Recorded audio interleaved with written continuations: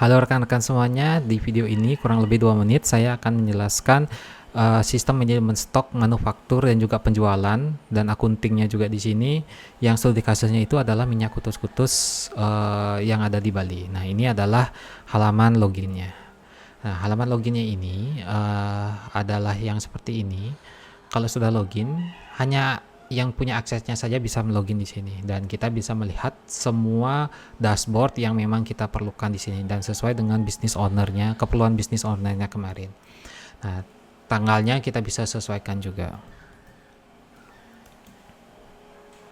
Kita bisa cek semuanya di sini. Nah, master data itu bisa kita cek juga di sini dan kita bisa manage karyawan, role user, user akun, kategori produk, bahan, aset, satuan, supplier, distributor dan akun, lokasi, ekspedisi. Itu yang kita bisa manage di sini. Dan kalau misalnya untuk melakukan manajemen inventory atau stoknya di sini, kita bisa cek dengan klik menu inventory atau logistik dan juga bahan. Nah, di sini kita bisa memanage semua bahan dan produk yang ada di sini. Nah, seperti itu kita bisa melihat stoknya juga dan ini sudah mobile responsive atau bisa buka di HP, di tablet dan juga laptop. Dan ini transfer stok bahan kita bisa lakukan, transfer stok produk bisa kita lakukan juga, kartu stok bahan kita bisa cek juga di sini semuanya. Kalau misalnya ada keperluan untuk melihat arus stok masuk dan keluar, ini bisa kita lakukan di sini. Ini untuk bahannya. Kalau untuk stok produk, nah yang ini dia bisa kita lihat dan kita bisa filter sesuai dengan kebutuhannya kita pada saat itu. Penyesuaian stok bahan atau stok opening, dan ini riwayatnya bisa kita lihat di sini siapa melakukan stok opening di sini, user siapa bisa kita lihat dan tujuannya untuk apa.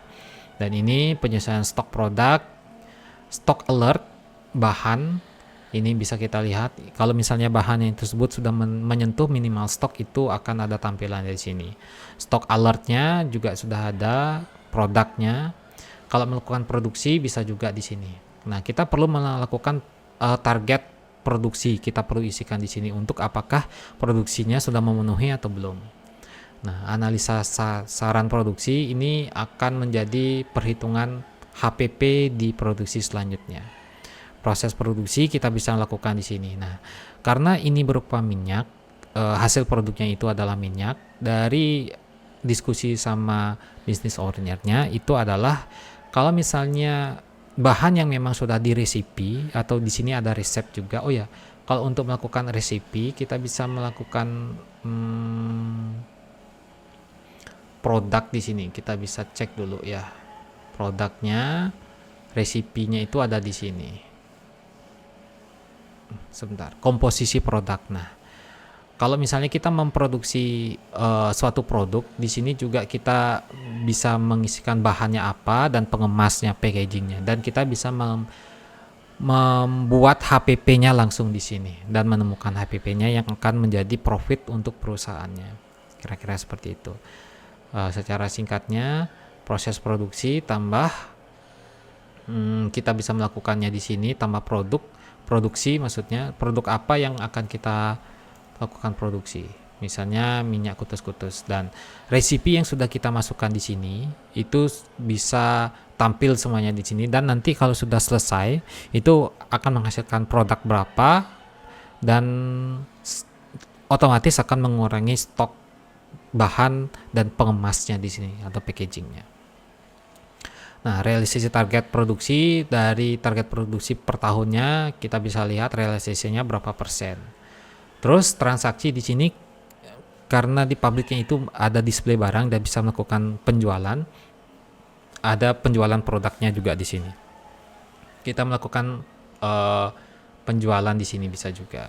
PO bahan ke supplier untuk merestock bahannya, distributor online kalau misalnya ada distributor yang melakukan restock penjualannya yang ada di tokonya di sana, bisa request juga di sini. Distributor penjualan. Nah, di sini kalau misalnya ada pengiriman barang atau produk ke toko atau distributor, kita bisa tracking di sini. Kita bisa cek juga di sini. Kita bisa melihat kitenya untuk membuat surat jalannya.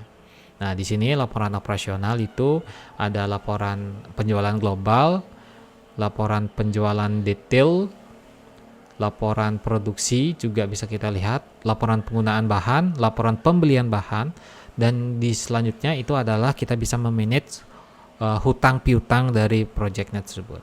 Nah, di sini ada dari proses pembelian, penjualan, dan juga produksi itu langsung masuk ke bagian akuntingnya di sini.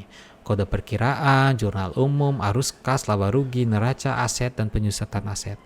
Nah, asetnya di sini itu maksudnya adalah kalau misalnya produk atau bahan atau alat-alat yang ada di pabrik itu pasti ada penyusutan setiap tahunnya. Dan di sini sudah ada tersedia rumusnya. Seperti itu kira-kira. Kira-kira seperti itu yang sudah saya kerjakan bersama Kutus-Kutus kemarin. Kalau misalnya rekan-rekan ada tertarik untuk saya bantu atau kita bekerjasama dalam membuat sistem manufaktur, stok, penjualan, dan yang lainnya untuk menyusun ERP dalam perusahaannya rekan-rekan, mungkin saya bisa membantu dan bisa kita diskusikan lebih lanjut. Oke, kira-kira seperti itu. Terima kasih sudah menonton sampai akhir. Semoga tertarik. Sampai jumpa. Thank you.